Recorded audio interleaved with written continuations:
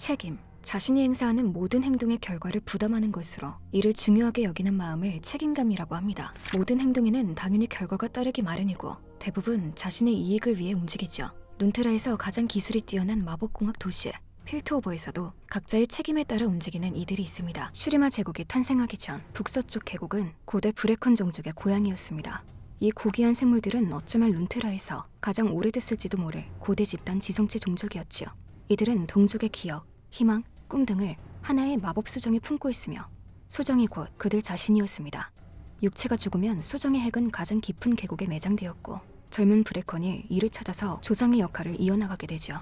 스카너라고 불리게 될 한 브레컨 또한 땅속 어딘가에서 수정의 부름을 듣게 되었는데 지금껏 본 어떤 수정보다도 거대했습니다. 그 힘 또한 어마어마했죠. 인간들은 브레컨의 존재를 인지하고 존중했으나 두려워하기도 했습니다. 그러나 시간이 흐르면서 인간들은 전쟁과 정복으로 관심을 돌렸고 브레컨은 위험이 사라질 때까지 동면 상태에 들어가기로 결정했죠.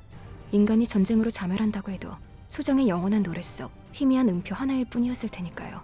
그렇게 브레컨들은 아주 긴 잠에 빠졌습니다. 아니, 빠지는 줄 알았죠. 한없이 고요하기로 유명했던 대지에 비명이 곤두박질 쳤고 갑작스레 깨어난 스카너는 인간들이 동족의 마법 수정을 캐가는 것을 보게 됩니다. 그는 잔혹한 도둑들을 살해했으나 대부분 브레컨들은 사망했거나 영혼의 충격을 받아 깨어나질 못했죠. 스카너는 슬픔에 잠긴 채 계곡을 방황했습니다. 하지만 어느 순간부터인가 정신 속에서 희미한 부름을 듣게 됩니다. 도와줘. 너무 괴로워. 겁에 질린 절규가 도움을 청하고 있었죠. 스카너에게 남은 선택지는 없었습니다. 그 절규 끝에는 어느 한 인간 무리가 있었죠. 인간들은 스카너를 향해 소리치며 공격했고 스카너 또한 죽음의 노래를 선사했습니다. 모든 인간들을 죽이고 딱 한 명의 여자만 남았을 때 그는 분노와 고통이 차올랐습니다. 여자가 겨눈 무기에는 동족의 수정이 박혀 있었기 때문이었죠. 곧바로 여자의 팔을 뜯어 무기를 빼앗고 박혀있던 수정을 입으로 꽉 물고는 여자를 돌아보았습니다. 팔이 뜯긴 여자가 힘겹게 몸을 일으켜 도망쳤고 그는 수정이 부서질까 조심스레 움직이며 여자가 도망치도록 내버려 두었죠.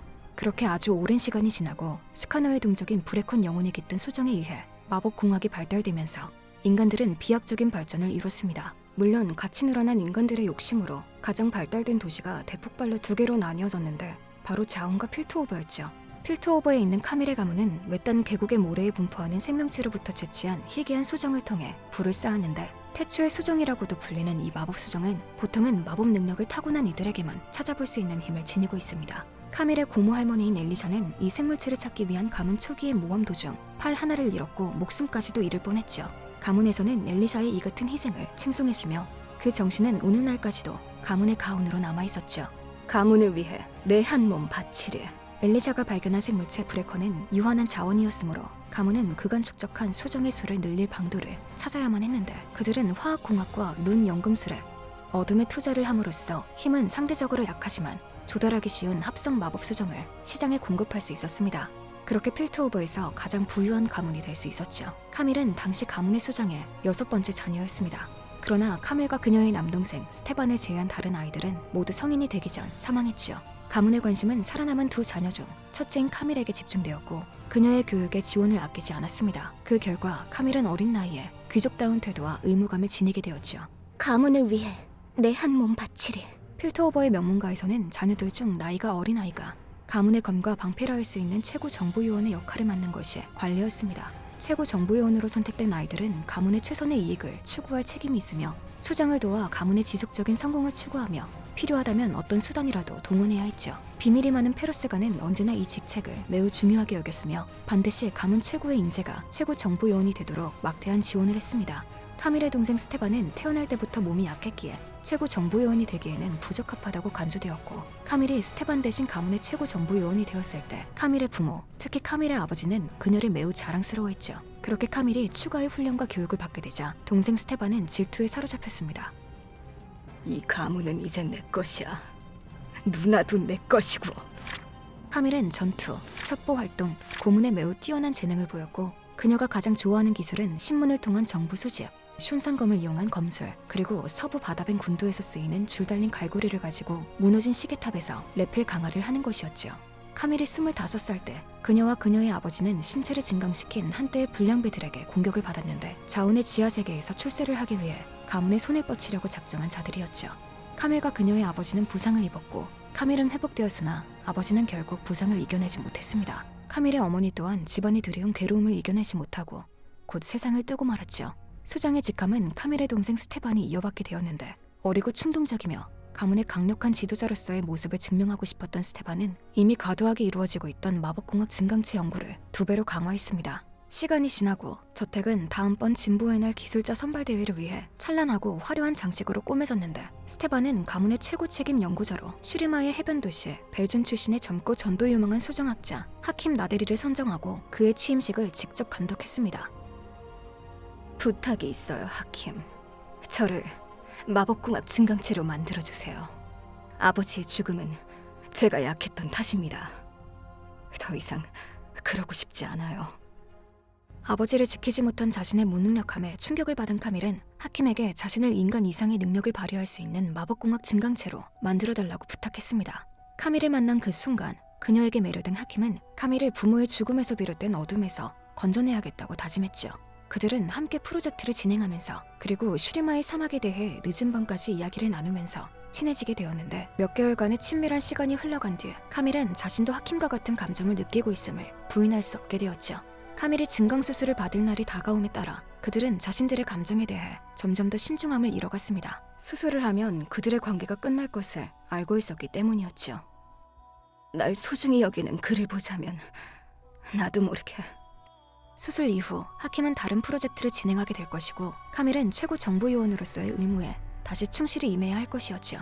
하킴이 무엇보다도 가장 우려한 것은 카밀의 심장을 바꾸는 과정에서 자신이 너무 깊이 잘라서 그녀의 인간성이 사라질지도 모른다는 점이었습니다. 수술을 며칠 앞두고 하킴의 걱정이 폭발했죠. 나와 함께 도망가요, 카밀. 가서 나와 결혼해요. 작은 마을에 집을 짓고 사막을 돌아다니면서 고대 슈리마의 폐허를 함께 발굴하고 우리와 똑같은 아이들을 키우면서요.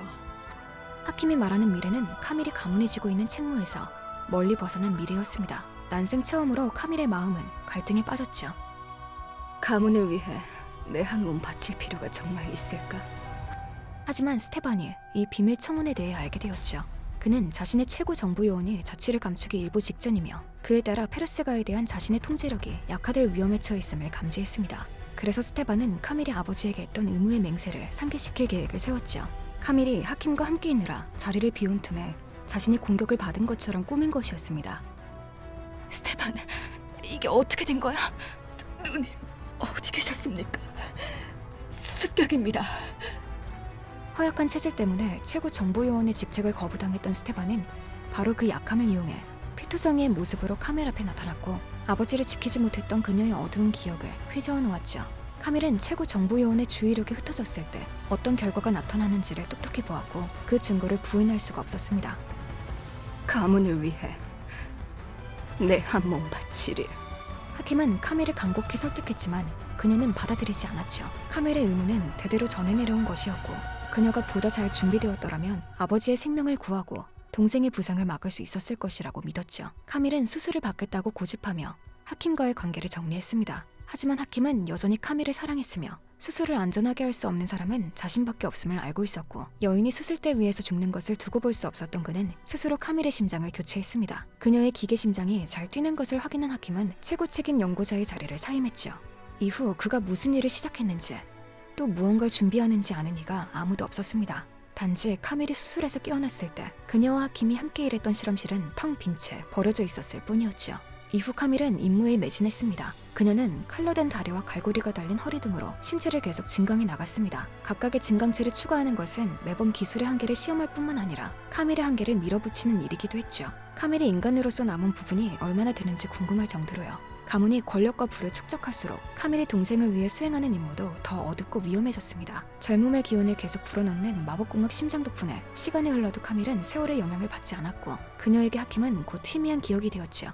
하지만 시간은 스테반에겐 잔인했습니다. 나이를 먹음에 따라 그의 신체도 점점 더 약해져가는 것이었죠. 그러나 가문의 수장이라는 이름을 부여잡은 손만은 약해지지 않았습니다. 최근의 임무에서 카밀은 한 순진한 필트오버인이 악당에게 속아서 약혼식을 올릴 뻔한 현장을 발각해냈는데 이와 함께 밝혀진 일련의 사건들 때문에 스테반이 저지르고 있었던 반역 행위가 드러났습니다. 약하고 보호해줘야 할 하나밖에 안 남은 남동생 스테반이 이제는 카밀과 가문을 파멸시키려 하고 있었죠. 카밀은 스테반의 욕심을 한눈에 꿰뚫어 보았습니다. 그는 이기적이었으며 더 이상 가문의 최선의 이익을 추구하고 있지 않았죠. 그 순간 그녀는 동생에게 느끼고 있던 마지막 동정심을 버리고 페르스가의 통제권을 손에 쥐었습니다. 가문을 위해 내 한 몸 바치리. 카밀은 이제 자신이 가장 아끼는 조카의 딸을 가문의 수장으로 세워 페르스가의 공무를 관장하고 있었습니다. 덕분에 그녀는 가문의 성공을 보장하는 보다 비밀스러운 작전을 계속 수행할 수 있게 되었죠. 어려운 문제 해결사로서 자신의 역할에 충실한 카밀은 인간을 벗어난 자신의 변화와 이에 대한 비판을 받아들였습니다. 카밀의 혈관에 마법 수정의 에너지가 흐르는 한 그녀는 안일하게 앉아 있었던 적이 없으며 산업 첩보 전 잘 우려낸 따뜻한 차 한 잔 그리고 긴 산책 속에서 삶의 활력을 얻었죠. 그 활력과 마법 수정 에너지에 반응하듯 울리는 목소리가 있었습니다. 브레코는 이 도시와 우리의 미래의 바탕인데 난 저들의 슬픔을 노래할 뿐이라니. 그래, 나도 너희 종족이 그리워. 우리 그 노래 들어볼래? 브레컨 영혼들과 노래로 소통하는 존재 세라핀이 있었죠. 카밀의 혈관에 흐르는 에너지와 동조되는 세라핀은 이들의 달래는 노래를 부르기 시작했습니다. 하지만 카밀에게는 차가운 기계 심장만이 뛰고 있을 뿐이었죠. 가문을 위해 내 한 몸 바치리.